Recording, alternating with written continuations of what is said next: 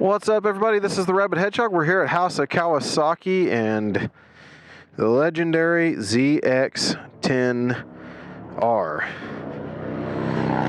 That's right. A super sport, something I don't normally do. See that it is already on. Kind of, sort of. It's in standby mode there. Kind of go over some information with you. So this is going to be the engine cutoff switch. Start button. Alright, you do have your ABS, your Kawasaki Traction Control system, general warning, oil, service engine light, turn signal, bright, neutral, and of course the tachometer up top and light, flash to pass, brights, power selection modes, menu selection, and all that fun stuff is there. Lap times and turn signal. Do have an electronically controlled stabilization there. So let's go ahead and take this for a ride and see what she does. All right, welcome to the back end of the ZX10. You will see that the Hedgehog is wonderfully folded up on this thing. Now this thing is in full power mode and it is immensely powerful. This machine is absolutely legendary for its ferocity on the track and its ability to completely disobey the law on the street. Now I will say that you're absolutely folded over on this thing, and I don't know if I'm a fan of that.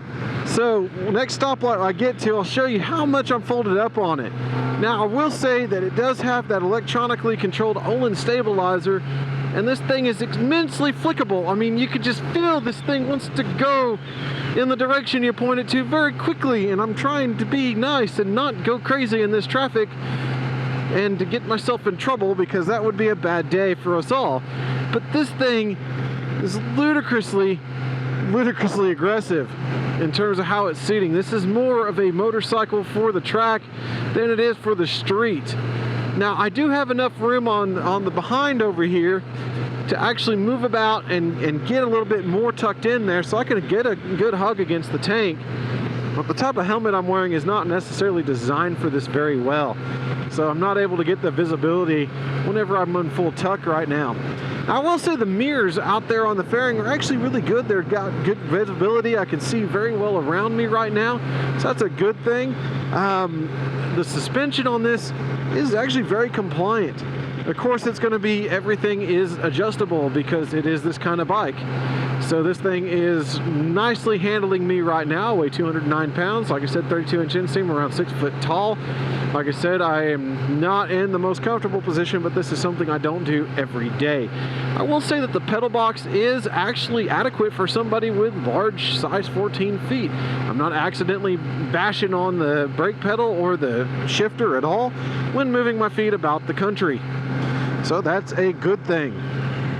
Now the ergonomics and everything is great. You don't have to look down to actually use them. You can feel them just fine through gloves, and everything's in a very well put position. All right. Engine braking is phenomenal on this machine as well. As you can see, I'm just stepping it right down and it is coming to a halt, all on its very own compression braking only. Ooh, righty. There we go. So now that we're here, look at how back those are. So definitely a rear set on these.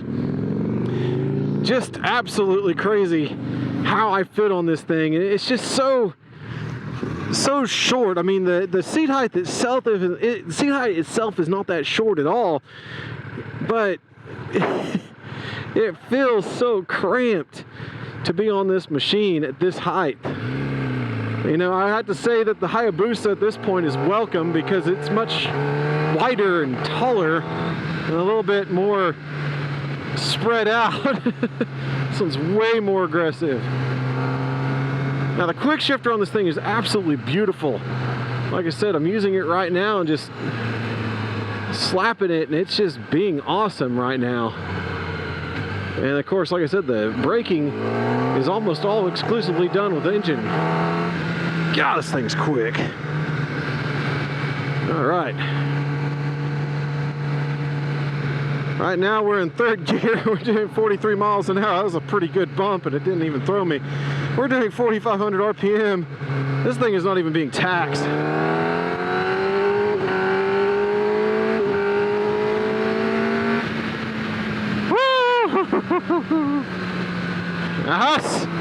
That's got some potency there. Not going to explore it. We don't want to get in trouble. But impressive power coming from this plant.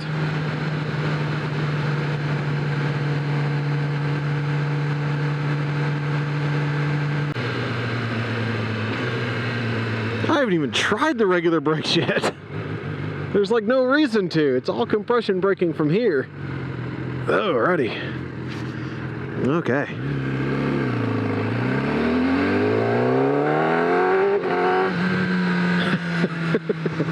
I could get in too much trouble with this, but not for very long. My neck is already not feeling so great trying to keep my head up. Got a little bit of a cramp in the hip here. But you're laughing too much to care.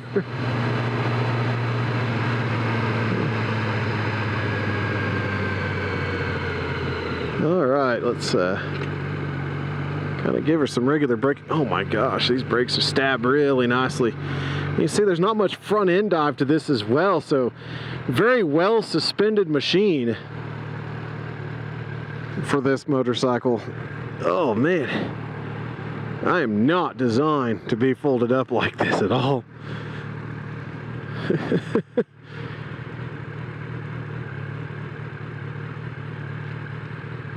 But that's the thing, when it comes to bikes like this, a lot of people buy them and use them for what I'm doing right now, just kind of going about on the street and not necessarily using them on the track. And I just don't understand why. This is one of those bikes that deserves to be ridden like a hooligan, away from police, away from people who are going to get you in trouble for just doing what this bike was designed to do. Be an absolute dream machine on a track. Because there is no way that this is enjoyable riding at this speed in the city street. There's just no way. I don't know how you could enjoy this whatsoever.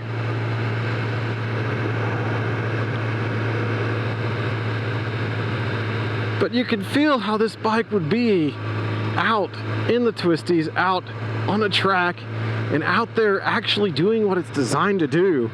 And that is to tear up a track day and leave everybody else in the dust. Certainly has all the power in the world. And right now it's so tempting to just put my wrist into it and let her fly. But I must be respectful.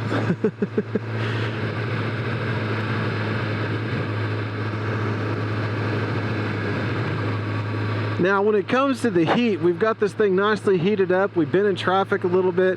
I definitely feel the heat coming out on the left side on my shin, and then a little bit on the right side foot. So it's kind of got an interesting pattern of heat coming out of it. Rolling around at city streets, this thing is not even trying right now. 3,500 RPMs in fourth gear. I mean, this thing is not even being remotely taxed whatsoever.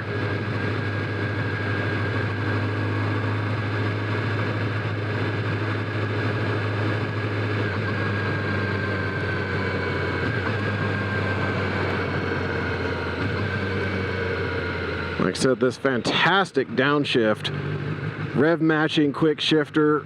Oh, the engine braking on this thing. I mean, you really don't have to use the actual brake, and that's just hilarious to me. But you need to, folks. Just be safe. Remember, your brake lights don't turn on if you're doing a nice aggressive downshift. They don't know what you're doing. Use them brakes so they at least get a light.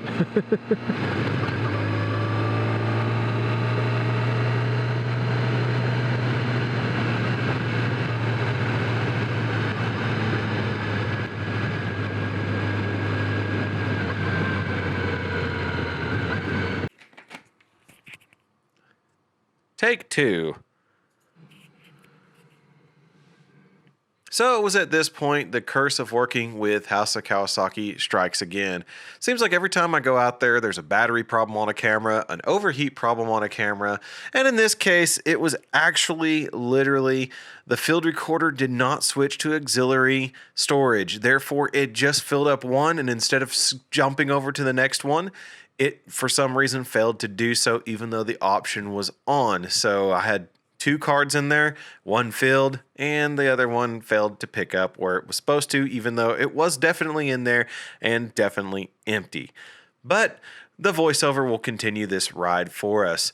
So one thing I'm going to have to say about this bike, especially riding through the city streets, and you'll see these streets as we go about, how broken these roads are in Oklahoma and in some places that you guys are. And if you're riding this bike in the city and on these streets, I have to say the suspension is absolutely brilliant, and that electronic stabilizer as well, keeping this bike on rails. Whenever you hit bumps, whenever you hit some of those hard things, even though it is a tougher, harder, track-based kind of sporting suspension, it doesn't buck you out of the saddle. And I have been on cruisers that have bigger, shocks, bigger everything, and the longer suspension travel and everything is there, but they simply still buck you off the saddle, whereas this one takes it in stride, doesn't have you leaving the saddle or anything like that. And that's something that's confidence inspiring, especially if it's going to be on a track, especially if you're going to be running this thing at high speeds and stuff. You want it to be planted.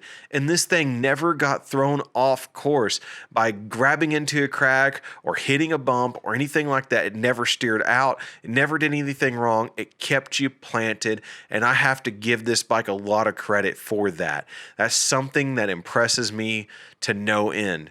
Now, when it comes to the general display, when we're talking about the tachometer and the speedometer and all the gauges and everything like that, for a bike like this, it is a little bit outdated. A lot of the newer motorcycles have bigger TFT screens that are brighter, easier to see in the sunlight. As you can see as I'm riding here, you can see that glare on there, and you can also kind of see that the readout is darkened as well in some cases by shadow and stuff. So it's actually kind of hard to see whenever you're riding. So when you're looking down, if you're in direct sunlight, sometimes you don't see the speed as quickly as you want to. You have to kind of get out of that glare and see what you're doing. I do like the tachometer that it's lit and it's separate from that, but it is kind of an old school feel in that LED light. It does get cool whenever you get up to where it needs to shift. It turns red and tells you that you're up at that red line, but it's still kind of old school. And with everything that's out there now, the new TFT screens and things, especially when you ride a motorcycle that's also track orientated like an Aprilia, you see how well those screens work to be able to change everything, to hit the menus, and to go through and make sure that you're set up the way you want to be. I have to say that yes, the Kawasaki has a much more simplistic style to it, but still, it's a little bit hard to see whenever you're slapping on the mode button, selecting the different power modes, and ending up where you are, or the KRTC mode, or whatever you're looking into doing. You might miss what you're doing with that screen because it is a little bit harder to see. Now, when it comes to the rest of the ergonomics of this bike, you can see everything is in place. But after riding this bike for right now, we're only at maybe 13 to 15 minutes into this ride here, and it was so hard on my body. And that's probably because I don't ride one of these every day. You can see I just hit that big bump there, and you notice it didn't really rattle anything at all. It's a very impressive suspension. But back to the rest of it, sitting on it is very, very uncomfortable for city riding because you're just not moving fast enough. The way these bikes are designed is they're designed to hold you up at a higher speed to help take the weight off your wrists and everything by using the wind to somewhat hold the body upright and off of that. So that's kind of what's missing here because we are going so slow. But when you look at the mirrors, those mirrors are far out there, a little hard to reach when you're in the saddle if you're in motion, so make sure you do have them adjusted before you head out, but the visibility on them is really good. So I kind of mentioned the pedal box is pretty decent size for even somebody with a size 14 foot. So that is an impressive thing when it comes to that. But I have to give a lot of praise also to the Kawasaki Quick Shifter on this particular model.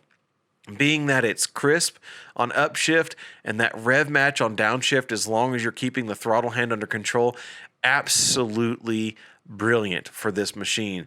So if you're looking at a machine that's track orientated, that's definitely quick, that you don't have to put clutch input into or anything like that, and you plan on using it for that purpose, I could see why the ZX10 has been so successful for as long as it has been, because the technology they're putting into it. Yes, there's a lot of bikes out there with quick shifters. Yes, there's a lot of them out there that have light clutches and good suspension and everything like that, but not all of them work this well.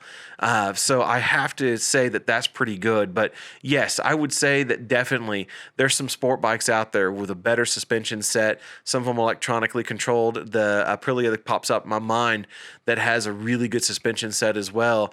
And also the bike is a little bit more comfortable as well. The V4R that I've ridden in the past, unfortunately I don't have a video on that. I was able to be able to get on that bike, and it felt a little bit more comfortable altogether. And the way it was, yes, it's an aggressive motorcycle, but the suspension and the way it's set up is a little bit more superior to this bike here, but you're also paying a lot less for this machine too. And you get a lot of bang for your buck here. You get something that does have all the modern technologies and amenities and other things. Yes, it's not quite as sophisticated. Yes, it's basically getting a little bit long in the tooth at this point now with all the things that are being updated on other bikes. Even Kawasaki in its own H2 line coming out with all the more popular, computerized everything. It's kind of looking a little long in the tooth at this point, but there's some people that are going to appreciate that in the long run. When they're looking at a bike, they want it to stay simple. Now, we're able to get out and go to the interstate here in a moment. That's where this bike is going to have a little bit more shine around the city. So if you're going to take this bike and you're going to go out on the highway, this is where I recommend kind of running it a little bit more. So if you're urbanized and you're going to be in the city most of the time and you're not going to, exit and go canyon carving and everything, this is not the bike for you. This bike is going to be a little bit tough for those in-city conditions constantly. It's going to be a little bit too cramped, not fast enough, like I said, for the way the aerodynamics work to hold your body up. This is where this bike belongs, is out on these wide open highways where you can able to dump the throttle and give it some speed, and that way you get up and your body is now being held by the air. The bike handles these speeds super, super well.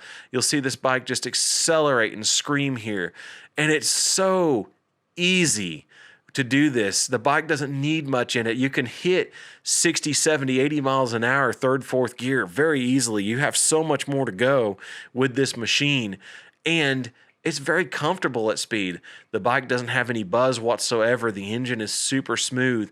You have all the power in the world to tap, even in sixth gear. Yeah, you're not quite up in its rev range. You're not quite up in its power band, but still, at highway speed in sixth gear, it still has a pull-away power. That's very impressive for an inline four. So very good machine overall, but something I just don't see why you would have it for city riding. This is definitely a bike that deserves to have these open roads, that deserves to have a canyon road that you're able to get down into, hit the curves, drag the pegs, power out of it, upshift, downshift, brake, make this thing work, because this bike wants to work. So as a city bike, no, definitely not. There's some better, more tamer bikes out there. There's also, some other things that even Kawasaki has in its Z900 package and stuff like that are exciting and quick motorcycles, but are much more better suited for the city. Whereas this one, definitely you want to have something to get that air, to pick your body up, to keep the weight off your wrists, and you have these long open roads and stuff like that, but definitely don't play around in the city too long. Also, the heat in the city starts to become a little unbearable. The more I tootled around in that town, the hotter and hotter it got, because this bike is designed, of course, to have air force through it, and that way keeping the engine and components and everything cooler and pushing the air away from the rider instead of it riding up through the fairings. So with those in mind, I would recommend the ZX10R definitely as a track day machine. It's an affordable machine to get into that if you're looking into doing it. There's a ton of support out there. There's many parts for these things. These bikes are extremely common, so this is a bike that's well supported. You're even able to contact factory support and some other things. So if you're looking into that, definitely. If you're looking into long rides, you're looking into canyon carving, definitely. If you're looking for this as being your everyday bike, maybe not. So at any rate, once again, thank you to House of Kawasaki for letting me take this bike out. I apologize that the curse continues with the strange issues with equipment, but we appreciate you for doing this for us. We definitely would recommend a ZX10R to your customers if they're looking for those track day conditions or those long, wonderful rides in the twisty canyons and everything, having some fun. But definitely, guys, keep these guys in mind. Reach out to them. I'm going to put their copy or I'm going to put the link to their website below and everything, so that way you guys can visit them. And also, if you've got any questions, let me know in the comments below. At any rate, this is the Rabid Hedgehog. Keep that shiny side up, and we'll catch you on the next review. What's up, everybody? This is the Rabid Hedgehog, and once again, thank you for watching our videos. If you like what you see, please like, subscribe, mash that notification button. That way you get the latest content as it comes out from us. We are thankful for our viewers. We're also thankful for our sponsors. We have Law Tigers, motorcycle lawyers nationwide. Right now, they are out there riding with you because they are part of our community. But if you are in trouble and in need of assistance with any accident or any motorcycle law question, give them a call. They are at 24 hours a day, 7 days a week, 1-844-533-2914, or visit lawtigers.com. Also, if you're looking to protect your engine with quality synthetic lubricants, give Doug Crawford a call. He's with USA Synthetics, distributing AMS oil products. He can be found at usasynthetics.com or 405-388-6170. And if you're looking to protect yourself, protect your ride, or protect your house, whatever it might be, give Derek Enloe and Associates a call if you're in the Oklahoma area. He will be able to help you out and protect whatever you might have. Give him a call at 405-261-1010 or visit enloeinsurance.com. Once again, thank you for watching. Have a great day, and we'll catch you on that next ride.